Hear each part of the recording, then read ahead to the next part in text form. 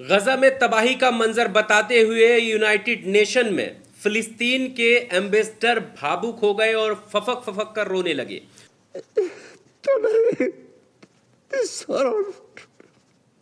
बुरी तरह से गजा का मंजर बताते हुए रोने लगे और यूनाइटेड नेशन में ये सब कुछ हुआ है।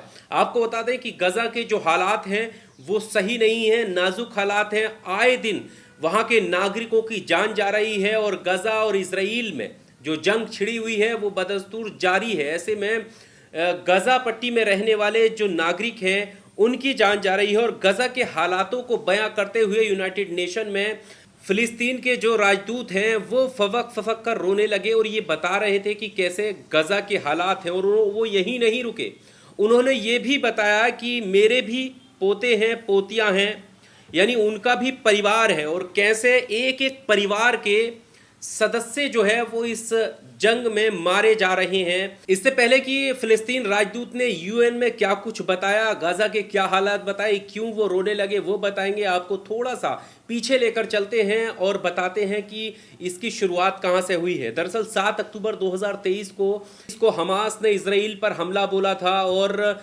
ऐसे में 1200 लोगों की जान चली गई थी, इजरायली नागरिकों की, और बताया जा रहा था कि बहुत सारे लोगों को बंधक भी बनाया था। उसके बाद से ये जंग बदस्तूर लगातार जारी रही और अब हालात ये हैं कि गाजा में बहुत सारे आम नागरिक आए दिन अपनी जान गंवा रहे हैं इस युद्ध के दौरान। युद्ध से सब लोग तंग आ चुके हैं और इजराइल और हमास के युद्ध में अब तक 50,000 से ज़्यादा लोगों की मौत हो चुकी है।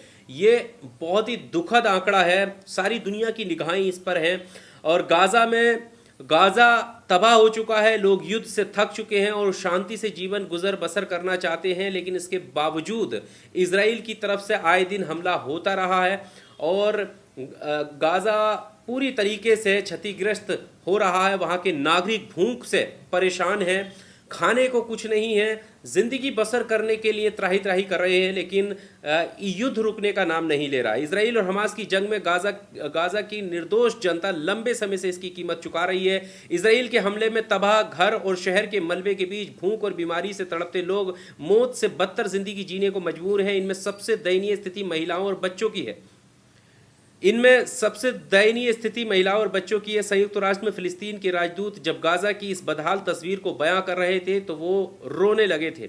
आपको बता दें कि संयुक्त राष्ट्र में फिलिस्तीन के राजदूत रियास मंसूर गाजा में युद्ध के दौरान हालात के बारे में महासभा को संबोधित कर रहे थे। वे जैसे जैसे गाजा के दयनीय हालात बयां कर रहे थे, वे खुद की भावनाओं पर नियंत्रण नहीं कर पाए और फफक कर रोने लगे।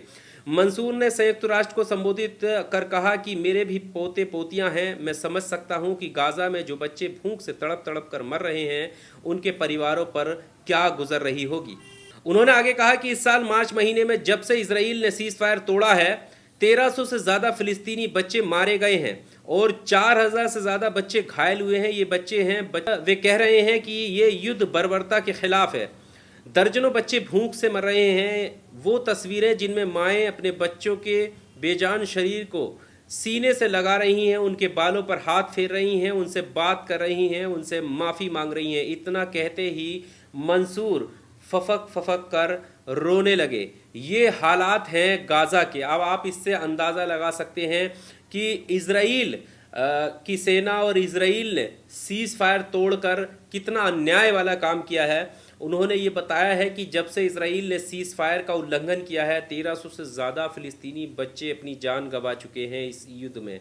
4000 से ज़्यादा, आप अंदाज़ा लगाइए कि 4000 से ज़्यादा बच्चे घायल हो चुके हैं। भूख के कारण लोग मर रहे हैं, बच्चे मर रहे हैं और उनकी जो माएँ हैं वो मृत शरीर को, बेजान शरीर को अपने सीने से लगा रही हैं, बालों पर हाथ फेर रही हैं। उनका दिल किस तरह से चूर हो रहा होगा बच्चों के गम में, ये बताते हुए यूनाइटेड नेशन में फिलिस्तीन के राजदूत रोने लगे इन घटनाओं को बताते हुए। यानी पूरी दुनिया की नज़र भले ही है, लेकिन इजराइल जो कर रहा है वो सब जग जाहिर है।